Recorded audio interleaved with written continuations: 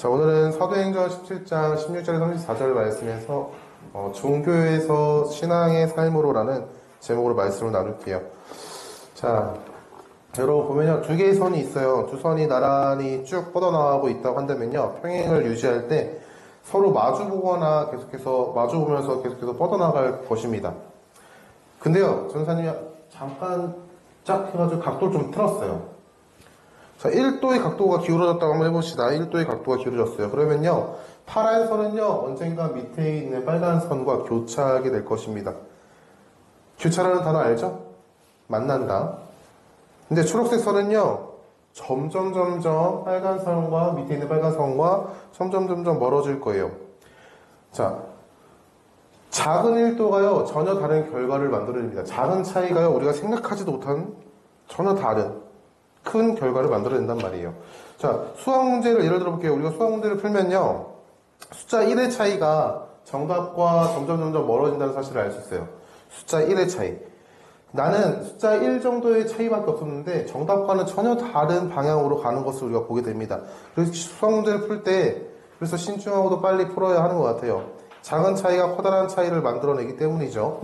우리가 간과하는, 우리가 괜찮아라고 생각하는, 우리가 이 정도는 괜찮겠지라고 생각하는 작은 차이가 전혀 다른 결과를 만들어낸다는 사실을 우리는 기억해야 합니다. 평행하는 선의 작은 각도 차이가, 수학 문제의 숫자 작은 차이가, 1의 차이가 전혀 다른 결과를 만들어내는 것처럼 우리의 신앙에 있어서도 믿음과 행위에 대한 인식의 차이는 정말 다른 결과를 만들어내요. 사랑하는 청소년 여러분, 우리가 어떻게 구원을 받습니까? 여러분 어떻게 구원받았어요? 나는 구원받았다. 난 예수 그리스도를 믿는다라고 믿음으로 고백하는 친구들 있어요? 그럼 손 들어보십시오. 나는 예수님을 구주로 고백합니다. 나는 구원받았습니다. 믿음으로 고백합니까? 자, 그러면은 가장 최근에 아니다. 네. 건이야, 넌 어떻게 구원받았니? 너요. 너 어떻게 구원받았어?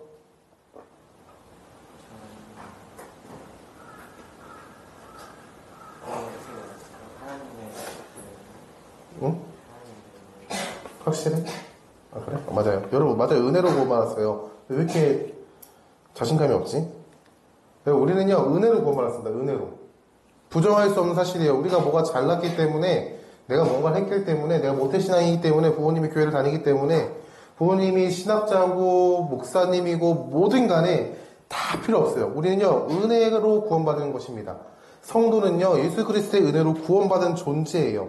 은혜가 아니고서는 우리는 구원을 받을 수가 없어요. 절대. 그런데 어떤 행위를 통해서 구원을 받을 수 있다고 생각하는 종교가 참 많죠. 내가 무엇을 하면, 어떻게 살면 구원을 받을 수 있어 라고 생각하는 종교가 많습니다. 자, 불교를 예를 들어볼게요. 불교는요, 해탈의 경지에 들어서야 한다라고 얘기합니다. 열반의 경지에 들어서야 한다고 해요. 그냥 그렇다라고만 생각하세요. 저는 잘 몰라요. 자, 해탈의 경지에 들어서야 되는데 그 과정 가운데 수행이 필요해요. 수행. 어떨 때는 고행이라고 하기도 하고요. 수행이 필요합니다. 이 수행은요, 자신의 욕심을 내려놓는 훈련의 단계이고요. 이 수행을 통해서 깨달음이라는 것을 얻어요. 이런 과정을 통해서 해탈의 경지에 들어선다라고 얘기합니다. 그게 불교에서 이야기하는 거고요. 또 이제 유대교를 한번 봅시다. 유대교. 우리 기독교와 비슷하면서도 너무 다른 유대교. 유대교는 어떻게 얘기합니까? 하나님의 말씀에 100% 순종해야 합니다라고 얘기합니다. 근데 우리가 하나님의 선민, 하나님의 백성이 된 그 은혜를 지켜나가는 것, 하나님의 말씀에 100% 순종하는 삶인데 100% 순종하는 삶을 우리가 이룰 수 있습니까? 우리는요, 오늘도 아침부터 죄를 지었어요. 여러분, 아침에 일어났을 때, 너무 감사하다라고 일어난 사람이 있나요? 아니면 아침부터, 너무 피곤하다, 오늘 교회 가지 말까라고 생각했던 사람이 있나요? 저반 있군요. 저 오늘 교회 너무 피곤해가지고, 오늘 교회 가야 되지. 교회 가야 되나? 몇 번을 고민했습니다. 여러분, 주의를 지키는 것도요, 내 힘으로 안 돼요. 너무 힘들어요. 전도사이기 때문에 해야지. 맞아요. 전도사이기 때문에 해야죠. 해야 되는데 마음 가운데서는요, 힘듭니다. 하나님의 말씀을 온전히 순종할 수가 없어요. 자, 사람들이 착각하고 있는 게 있는데 구원을 쟁취할 수 있다. 구원을 내가 성취할 수 있고 구원을 이룰 수 있고 내가 구원을 얻을 수 있다라고 착각합니다. 나의 힘과 능력과 의지를 통해서 무언가를 행해서 내가 구원을 받을 수 있어. 어떠한 초월적인 존재로부터 구원을 받을 수 있어. 아니면 어떠한 초월적인 영역에 내가 들어갈 수 있어. 라고 얘기하는 사람들이 너무나 많단 말이에요. 자, 오늘 말씀에는요, 지식을 통해서 참된 행복과 참된 선과 구원을 얻을 수 있다라고 생각하는 사람들, 그러한 부류의 사람들이 나옵니다. 지난 시간에 바울의 전도팀이 베레아라는 지역에서 말씀을 전했어요. 복음을 전했습니다. 근데 베레아에서 말씀을 전할 때 데살로니가라는 지역에 있었던 유대인들이 바울의 전도팀이 베레아라는 지역에서도 말씀을 전한다, 복음을 전한다, 예수를 전한다라는 소식을 듣고 그들을 방해하기 위해서 굳이 쫓아왔어요. 유대인들의 핍박과 박해를 피해서 바울의 전도팀이 피신했는데 그 피신하는 과정 가운데에서 바울만 먼저 피신하게 되었습니다. 배를 타고 피신하게 된 거죠. 그리고 오늘 말씀처럼 바울이 아덴에서 그들 실라와 디모데를 기다리고 있습니다. 라는 말씀으로 상황이 시작됩니다. 자, 바울은요 아덴에서 실라와 디모데를 기다렸는데 그 성 아덴에는요 우상이 굉장히 가득한 곳이었어요. 우상. 자, 여기 어딘지 알아요, 여러분? 이거 성전 뭐야 이거? 저 어딘지 알아요, 여러분? 아테네? 맞아요, 아테네. 그리스 아테네. 성경에서 아덴이라고 표현된 지역은 그리스 아테네입니다. 자, 아테네라는 지역은요, 우상이 가득한 곳이었어요. 우상이 가득한 모습을 보고 바울이 격분했다라고 성경은 얘기합니다. 자, 격분하다는 말은요, 단순한 분노가 아니에요. 상대방을 미워하는 감정을 가지고 내 화를 드러내는 것이 격분하는 것이 아니라 내 마음 가운데 긍휼한 마음을 가지고 상대방을 불쌍히 여기는 마음을 가지고 사랑하는 마음을 가지고 화내는 것을 격분하다라고 표현해요. 예를 들면 이런 것 같아요. 부모가 자녀가 잘 되라는 마음으로 때로는 꾸짖고 때로는 그에게 화를 내는 것처럼 바울이 그러한 마음을 가지고 이들을 바라보고 있었다는 거예요. 아덴은요 그리스 도시 중심을 중 하나로 아테네를 가리킵니다. 아덴은요 헬라의 철학과 예술과 과학의 중심지래요. 민주주의의 발성지라고도 합니다. 고대 세계에서 가장 유명한 대학 도시 중 하나입니다. 아덴에는요 지식과 철학 그리고 과학에 대한 굉장한 자부심이 뛰어났고요. 그리고 지식을 통해서 내가 아는 것을 통해서 참된 행복과 참된 선과 구원을 얻을 수 있어 라고 생각했습니다. 바울은 아덴에 있는 회당에서 유대인과 경건한 사람들과 또 장터에서는요 사람들을 만났어요. 날마다 그들과 만나서 변론하였습니다.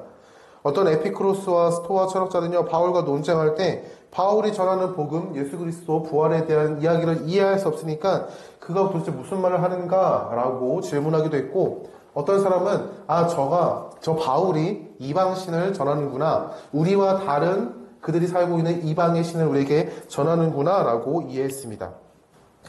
왜요? 바울이 전하는 복음, 예수와 부활에 대해서 그들은요 아는 게 없기 때문이에요. 들어도 깨달을 수 없습니다. 자, 오늘 말씀에 에피쿠로스 사람들이 나와요. 그리고 스토아 사람들이 나오는데 에피쿠로스 사람들은요 대화와 사색을 통해 가지고 행복을 구할 수 있다라고 생각했습니다. 사람들과 대화하고 그리고 생각하고 고민함을 통해서 내가 행복을 찾을 수 있다고 생각했어요. 윤리학이 철학의 중심이었고 논리학과 자연학을 함께 공부했던 사람들이에요. 감각적인 지식이야말로 모든 진리의 유일한 판단의 기준이라고 생각했습니다. 감각적인 지식. 자연학을 통해서 미신적 신개념을 가지기도 했고요. 죽음의 공포에서 벗어날 수 있다고 생각한 사람들이 에피쿠로스 사람들입니다. 그 반대로 스토아 사람들은요 이성을 굉장히 강조했어요. 이성, 아는 것, 공부, 배우는 것. 이성에 기초한 덕을 최고의 선으로 여겼고 엄격하고 금욕적인 윤리를 강조했습니다. 세상의 모든 것에 신이 있다는 범신론적인 사상을 가졌고 이성을 중시했기 때문에 예수 그리스도가 졌던 십자가의 죽음과 그리고 그 부활에 대해서 비이성적으로 여기고 어리석은 것으로 간주했던 사람들이 바로 스토아 사람들이에요. 오늘 말씀에 에피쿠로스 사람과 스토아 사람이 나오죠. 이들은요 자신이 알고 있는 가치관, 지식, 진리를 가지고 있었어요. 근데 그것은 진리가 아니라 헛된 지식이었을 뿐이에요. 그리고 복음을 듣는 가운데서도 진리를 듣는 가운데서도 그것이 진리인지도 모르는 사람들이었습니다. 진리를 눈앞에 두고도 진리를 알지 못했어요. 그저 자기가 가지고 있는 지식을 통해서 감각을 통해서 구원을 이룰 수 있다고 생각한 허우적거리는 삶을 살아가는 사람들이었습니다. 자, 바울이 복음을 전하는 모습을 보고요.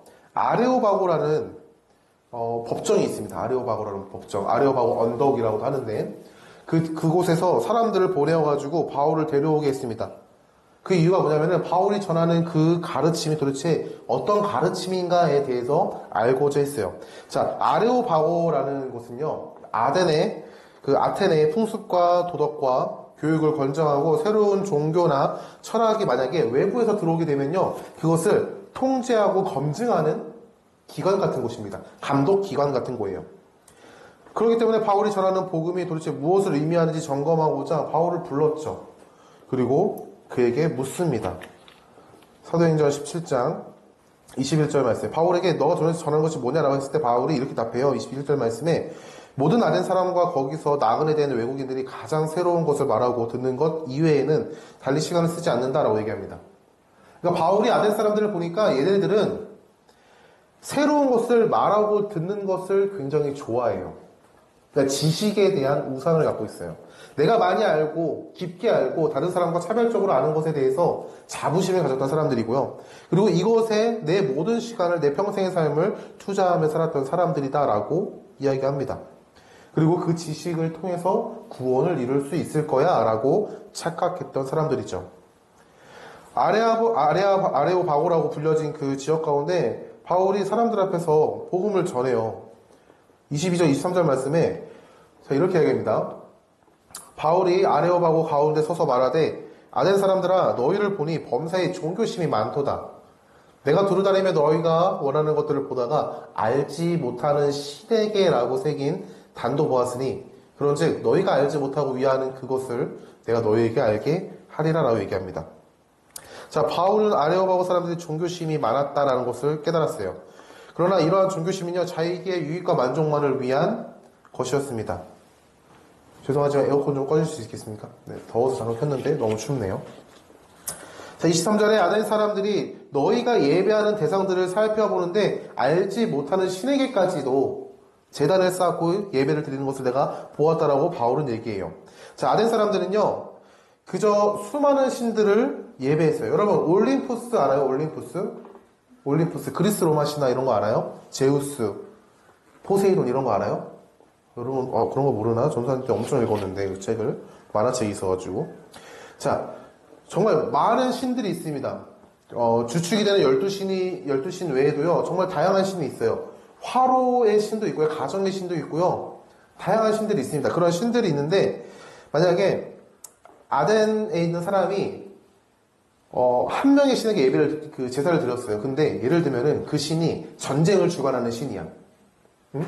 전쟁이 나가기 위해서 전쟁을 주관하는 신에게 제사를 드렸는데, 근데 전쟁터에 나갔을 때, 여러분, 전쟁터에 나갔을 때 싸워서만 죽습니까?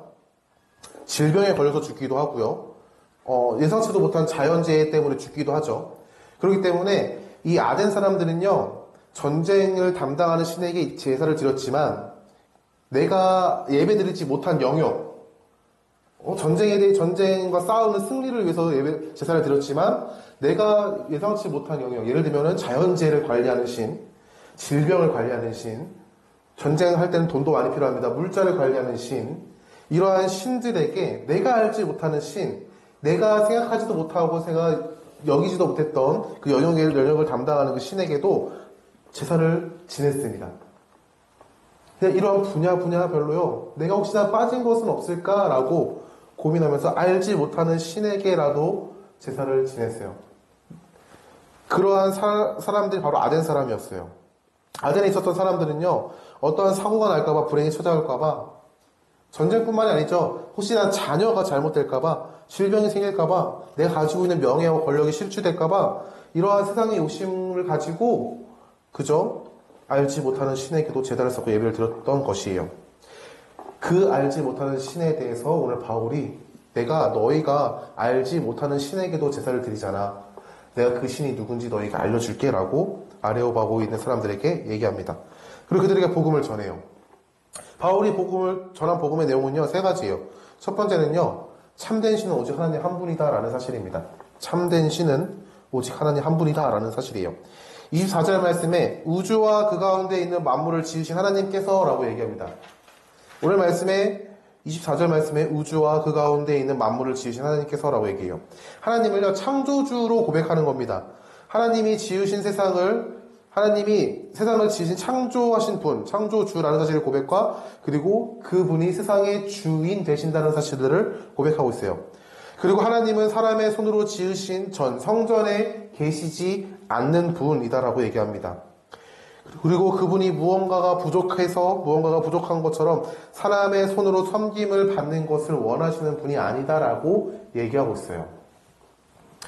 무슨 말이에요?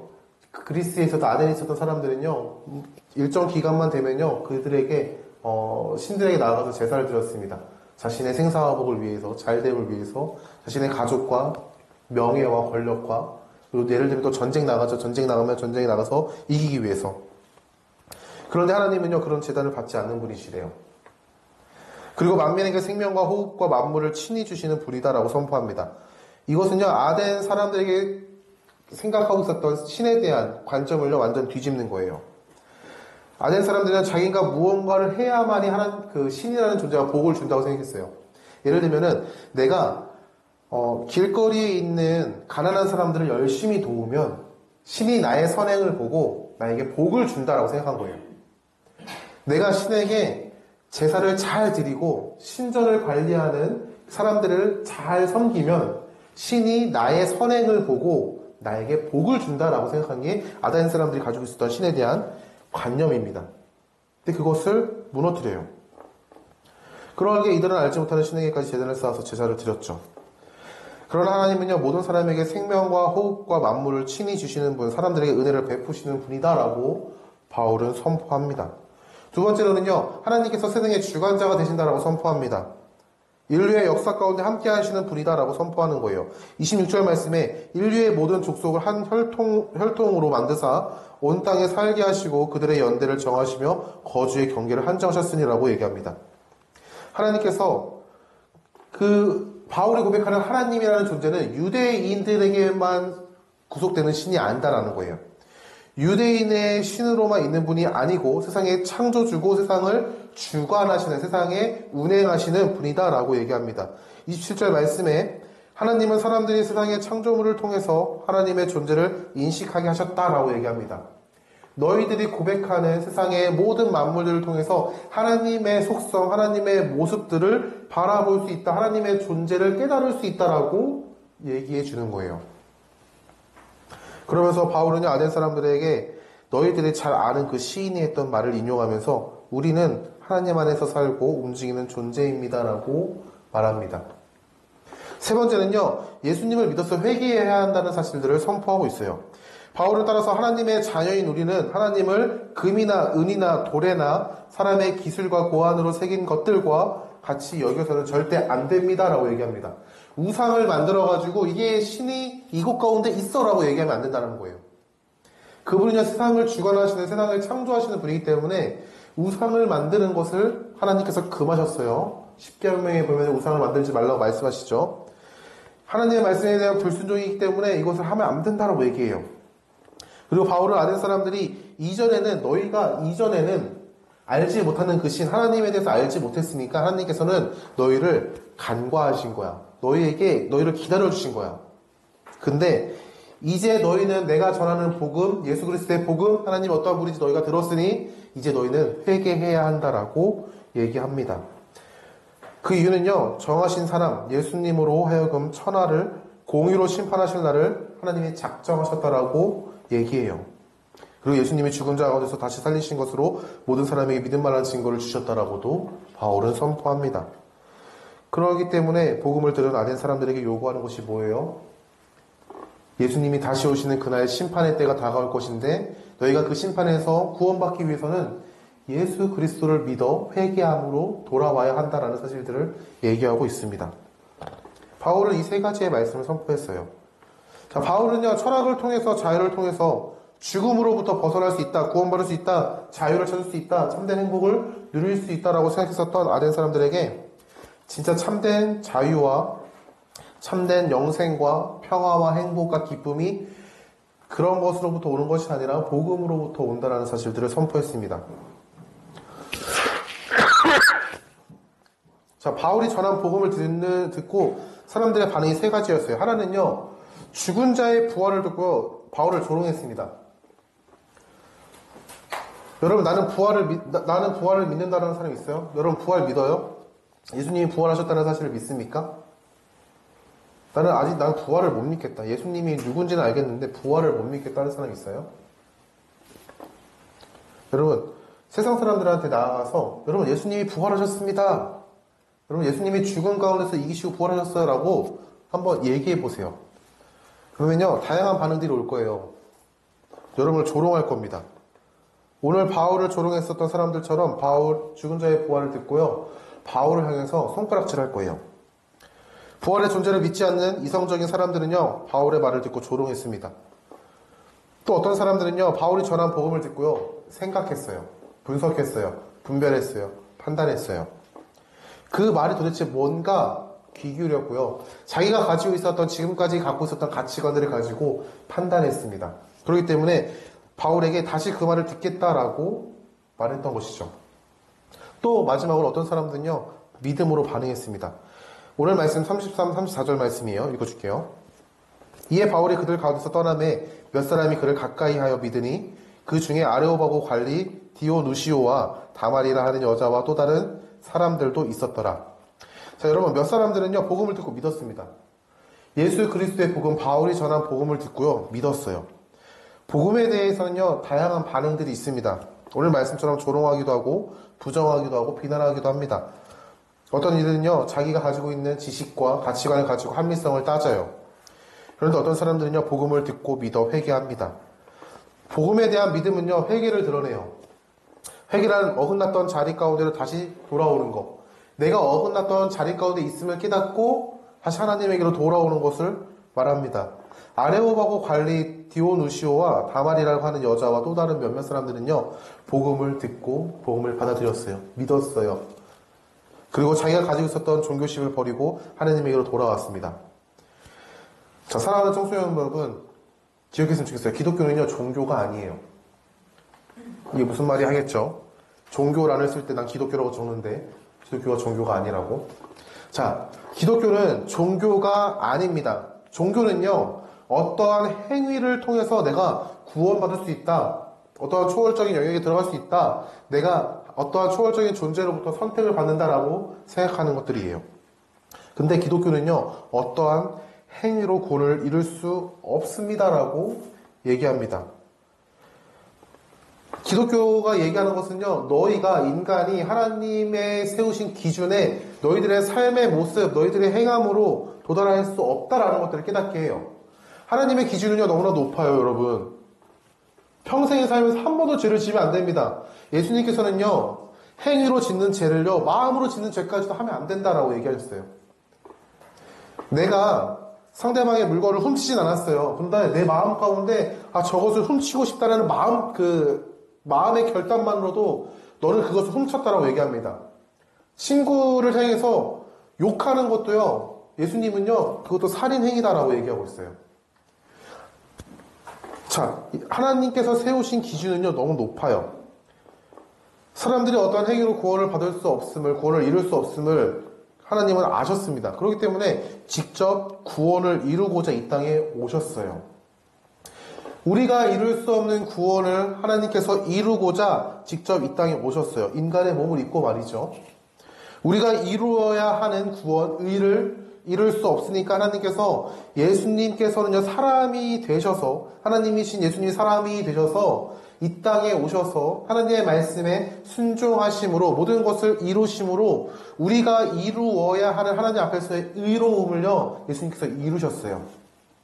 그리고 그분은요, 우리가 해결해야만 하는 죄의 문제. 여러분, 죄의 삭은 사망입니다. 죄를요, 해결할 수 있는 유일한 방법은요, 생명인데, 우리가 이 땅에서 죽으면 뭐합니까? 죄의 문제를 해결할 수가 없어요. 다른 사람이 죽어줄 수도 없어요. 똑같이 죄인이기 때문에. 그렇기 때문에 죄가 없으신 그분이 우리의 죄를 담당하심으로 십자가에서 죽으셨어요. 예수님께서 하신 일이 그거예요. 그래서 기독교를 종교라고 얘기하지 않습니다. 야, 너가 뭐 해야 돼? 너 1년에 성경 10독 해야 돼. 너네 하루에 3시간씩 기도해야 돼. 너네 매일 예배 드려야 돼. 너네 어느 정도 공부, 이 정도 수준까지는 공부해야 돼. 하나님께서 이런 것들을 요구하시지 않으세요. 예수님께서는요, 십자가를 지시고 우리의 모든 죄를 담당하시고 죽으셨어요. 그리고 예수님을 믿는 모든 자에게 그 예수 그리스도께서 이루신 의, 하나님 앞에서 우리가 이루어야 하는 그 의를, 의로움을 우리에게 주셨습니다. 그리고 그분은 부활하심으로 우리에게 참된 소망을 주셨어요. 이 땅에서 살아가는 성도가 세상의 것에 얽매이고 허우적거리며 살아가는 그 성도라는 존재가 참된 소망을 바라보면서 살아갈 수 있는 길을 열어주셨는데 부활하심으로 그것을 우리에게 직접 가시적으로 보여주셨단 말이에요. 이 사실을 믿는 사람들에게 예수님께서는요, 구원을 주셨습니다. 이제 구원받은 자는 허락하신 구원에 감사하며 하나님의 말씀에 순종해요. 하나님께서 기뻐하시는 일들을 감당합니다. 하나님을 사랑하는 존재가 되었기 때문에 하나님의 말씀에 기쁨으로 반응하는 거예요. 아는 사람들은 아는 것으로 구원을 이룰 수 있다라고 생각했습니다. 다른 종교는 어떠한 행위로 구원을 이룰 수 있다라고 생각합니다. 그리고 사람들에게 행위를 요구하죠. 그 행위를 지켜나간다면 구원을 이룰 수 있다라고 얘기하지만 안타까운 것은요, 그것엔 끝이 없어요. 모든 종교에는요, 그러니까 예수 그리스도를 제외한 모든 종교에서는요, 죄송하지만 구원이 없습니다. 구원이 있다라고 할지라도, 그들이 그렇게 자신들의 가치관을 주장한다고 할지라도 그것을 이룰 수 있는 사람이 없어요. 인간이 연약하기 때문입니다. 선행을 베풀어서 구원받을 수 있다면 얼마만큼 선행을 베풀어야 합니까, 여러분? 얼마만큼 선행을 베풀어야 돼요? 하나님의 말씀을 잘 알아야 합니다라고 해요. 얼만큼 알아야 구원받을 수 있습니까, 여러분? 누가복음의 말씀에 보면요, 예수님과 같이 십자가에 달렸던 두 강도 중에 한 사람이 자기의 죄를 예수님께 고백하고 용서함을 통해서 그가 낙원에 가는 은혜를 누리게 되었습니다. 예수님께서 너는 나와 함께 낙원에 있으리라 라고 얘기해요. 그 강도는요, 평상시의 삶 자체가 누군가에게 칭찬받는 삶이 아니었어요. 선행? 없죠. 십자가에 달리는 사람들은요, 극악한 죄인입니다. 그렇게 판단된 사람이 십자가에 달렸어요. 근데 예수님 앞에서 예수님을 믿고 그분 앞에서 회개하고 그를 주로 고백하는 그때 예수님이 그에게 구원을 베푸셨어요. 여러분, 뭘 한다고 해서 우리는 구원을 이룰 수 있는 존재가 아니에요. 그렇기 때문에 우리는 예수님이 필요해요. 절대적으로 예수님이 필요합니다. 예수 그리스도의 은혜로 구원받은 성도는 이제 하나님의 말씀에 순종하며 살아가요. 예수 그리스도를 주로 고백하기 때문에 주인 되시는 그분의 말씀에 우리는 순종함으로 반응한다는 거예요. 그 이유는요, 구원받은 그 사실에 감사함으로 나는 구원받을 수 없는 존재인데 나를 사랑한다고 말씀하시는 하나님께서 예수 그리스도의 은혜 안에서 우리를 사랑한다 말씀하시고 나를 자녀 삼아주신 것에 대해서 감사하고 기뻐함으로 그분의 말씀에 순종합니다. 하나님이 사랑할 수 없는 존재였고 하나님이 나의 대적의 존재였고 부정과 피하고 싶은 존재였는데 이제 그분이 사랑하는 존재가 돼버리니까 그분의 말씀이 사랑스러워지는 거예요. 여러분이 이런 걸 경험했는지 모르겠어요. 여러분, 사랑하는 사람이 생기면요, 사랑하는 사람의 요구가 힘들지가 않아요. 그러니까 무슨 말이냐면은 사랑하는 사람이 생기잖아요. 그 사람이 사랑스럽기 때문에, 그 사람을 사랑하기 때문에 그 사람이 나에게 하는 요구들이, 나에게 하는 말들이 때로는 내 몸을 힘들게 하고 시간을 소비하게 하고 물질을 낭비하게 하는 것만 같은 모든 나를 향한 요구들이 나를 힘들게 하고 얽매이고 나를 또 다시 좌절하게 만드는 말이 아니라 그 존재 자체가 사랑스럽기 때문에 그의 말이 사랑스러운 거예요. 그렇기 때문에 그 말의 순종함에 있어서 내 마음가운데 일어나는 동기가 뭐예요? 기쁨입니다. 감사예요. 여러분이 나중에 이런 것들 좀 누려봤으면 좋겠어요. 이런 것들을 가장 선명하고도 분명하게 누리는 관계가 부모와 자녀의 관계거든요. 우리 청소년부 아이들에게 이야기하는 거라서 공감은 안 될지 모르겠지만, 우리 선생님들, 자녀를 낳아보신 선생님들이 이해하실 거예요. 아기를 낳으면요, 우리 원종호 전사님이 이제 6개월 됐대요. 아기가 5개월인가? 근데 그 애가 엄마 아빠한테 요구하는 게 뭔지 알아요? 밥 줘? 나 똥 쌌어? 나 졸려? 근데 이게 뭐 예를 들면은 말로 엄마 밥 줘! 라고 하면은 밥을 주면 되잖아요. 근데 운대요. 그냥 운대요. 이제 초보 엄마 아빠들이니까 뭔지 모르잖아요. 그냥 밤낮 가리지 않고 운대요. 배고파서 울고 졸려서 울고 기저귀 갈아달라고 울고. 근데 부모는요, 자녀의 요구가 나의 삶을 완전히 뒤바꿔버리는, 밤낮을 뒤바꿔버리는 그 요구 가운데서도 그 마음 가운데는 자녀를 사랑하니까 그 자녀의 울음소리가 아이씨가 아니라 우리 아들, 우리 딸 하면서 나아가요. 여러분이 이걸 누려봤으면 좋겠는데 어떻게 표현할 방법이 없습니다. 나중에 엄마 아빠한테 가서 물어보세요. 엄마 아빠 내가 아기 때 그렇게 울고 불고 짜증을 냈는데 어땠어? 물어보세요. 집에 가서. 힘들었지. 그래도 좋았다라고 하실 거예요. 여러분, 이제 우리 마음이 그렇게 바뀌는 거예요. 하나님이라는 존재가 내가 하나님을 싫어하고 미워하고 대적했었던 왜? 내 안에 있었던 죄가 하나님을 부정해요.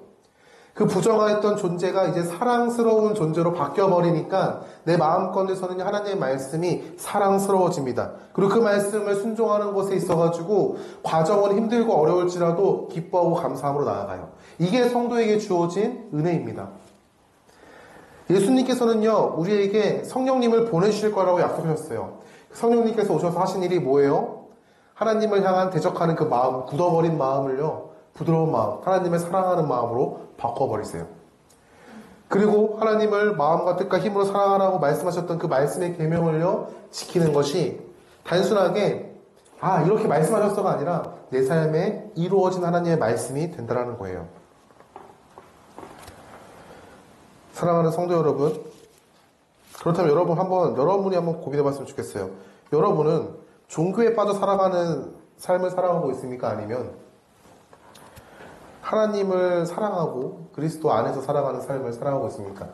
이렇게 질문해 볼 수 있을 것 같아요. 종교 생활을 하고 있습니까? 아니면 신앙의 삶을 살아가고 있습니까? 성도는 종교에 빠져서 살아가는 삶이 아니라 신앙의 삶을 살아가는 존재예요. 신앙의 삶은요, 믿음과 회개의 삶입니다. 나를 사랑하시고 구원하시며 은혜 베푸신 예수 그리스도를 믿는 삶이고요. 이 믿음 안에서 나의 삶 가운데 죄를 짓는 것, 내가 연약해서 그리스도의 은혜 안에 살아가는 성도임을 믿고 의지하며 살아가지만 삶이 죄 가운데 있는 삶일지라도 내가 다시 하나님의 사랑을 힘입어 그리스도 은혜 안에 있는 성도이라는 자격을 힘입어 다시 아버지 하나님의 은혜 안으로 나아가요. 세상에 구별된 존재로 다시 한번 나아갑니다. 세상에서 구별되면요, 하나님의 말씀에 순종함으로 나아가는 삶인데, 말씀에 순종하면요, 하나님께 인정받고자, 용납받고자, 구원받고자 하는 발버둥이 아니에요. 사람들은 구원받고 싶고, 용납받고 싶고, 인정받고 싶어서 발버둥 치지만, 성도는요, 하나님을 사랑하는 하나님의 자녀는요, 나를 용납하시고, 구원하시고, 인정하신, 나를 벌써 그렇게 해주신 하나님을 향한 감사와 사랑의 마음의 변화로 마음이 변하니까 내 의지가 하나님의 말씀에 순종함으로 나아가는 겁니다. 만약 여러분이 하나님께 인정받고 싶어서, 사랑받고 싶어서, 용납받고 싶어서, 여러분이 만약에 하나님께 무언가를 받고 싶어가지고 요구하고자 하나님의 말씀에 순종한다고 생각한다면 여러분들은 종교 생활을 하고 있는 거예요. 나는 신앙생활을 하는 게 아니라 나는 예수 그리스도라는 신을 바라보는 종교 생활을 할 뿐이에요. 여러분이 그러한 삶을 살지 않길 소망합니다. 성도는 인정받는 것에, 인정받은 것에, 우리는 인정받은 존재예요. 과거입니다. 인정받은 것에 감사함으로 살아가고, 용납받은 것에 기쁨으로 살아가는 존재예요. 하나님이 나를 사랑하신다는 그 사실 안에서 우리는 하나님을 사랑하며 살아갑니다. 그게 신앙의 삶입니다. 그렇다면 여러분께 다시 한번 질문할게요. 여러분들은 종교 생활을 하고 있습니까? 아니면 신앙생활, 신앙의 삶을 살아가고 있습니까? 여러분들이 여러분을 자가진단해 보세요. 나는 종교 생활을 하는, 교회를 다니는 또 하나의 한 사람인가? 아니면 나는 신앙의 삶을 살아가고 있는 성도인가 말이죠. 깨닫는 은혜와 믿음으로 살아내는 은혜가 여러분에게 주어지기를, 한없이 부어지기를 소망합니다. 그 은혜 안에서 드러내는 모습이 감사와 찬양이고 예배의 모습입니다. 여러분의 삶을 한번 여러분이 진지하게 고민해 봤으면 좋겠어요. 무거운 주제예요. 때로는요, 평생의 삶에 나의 신앙을 다시 한번 생각해 봐야 되는 무거운 질문입니다. 나는 종교 생활을 하는 사람인가? 나는 신앙 생활을 하는 사람인가? 은혜 안에 살아갈 수 있는 여러분 될 수 있기를 예수님의 이름으로 축원합니다.